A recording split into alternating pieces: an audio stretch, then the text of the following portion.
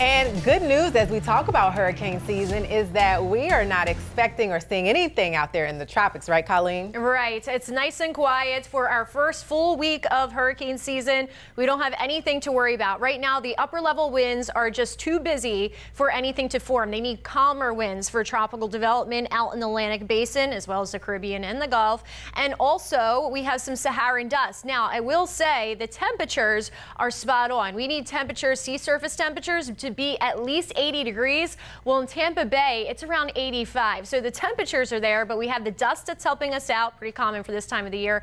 And also we have some upper level winds that are a little bit stronger. We need weaker winds for those systems to form. So no development expected next several days. We're keeping a good eye on it. Don't get into any hype on the internet. I know there have been some forecasts that are way far out that have been posted within the last week. Please don't look at those. Make sure you have a trusted meteorologist. Doesn't have to be me. It could be whoever you like. Just make sure that they are pretty good with their reputation. As we look at our satellite radar here, we have a south-southwest flow that usually brings us a few showers along the coast in the morning, and then those showers travel into our inland locations as we go into the afternoon. But that dust is drier aloft, and that's actually keeping the rain chances fairly low, not at zero, but low enough. It's certainly when you compare it to the start of the week when we had that upper level system move on by. That brought us all of that rain, that drought busting rain, if you will. By the way, the newest drought monitor comes up this next Thursday, and I think we will see some nice improvements on that. All right, so temperatures right now, we're spread across the mid 70s, upper 70s, and lower 80s. Notice closer to the coastline right now, they are warmer. That's usually the way it works, right? At nighttime, we have those warmer temperatures closer to the Gulf waters, where in the daytime, usually our inland temperatures are the warmer ones. So right now, 80 degrees in Bartow, but also 82 in St. Petersburg. Riverview still holding on to a 90-degree mark at 11 o'clock at night.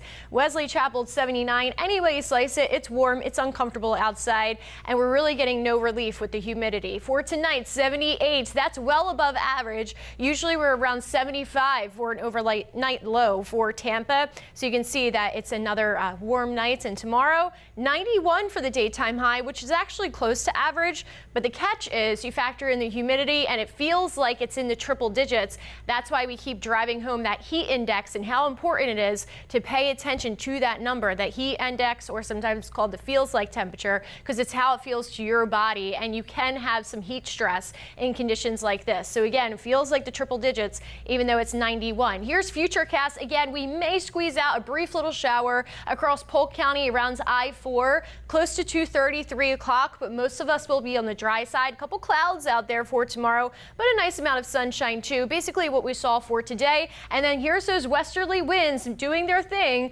pushing all the rain over to the other coast. That's usually what happens in these patterns.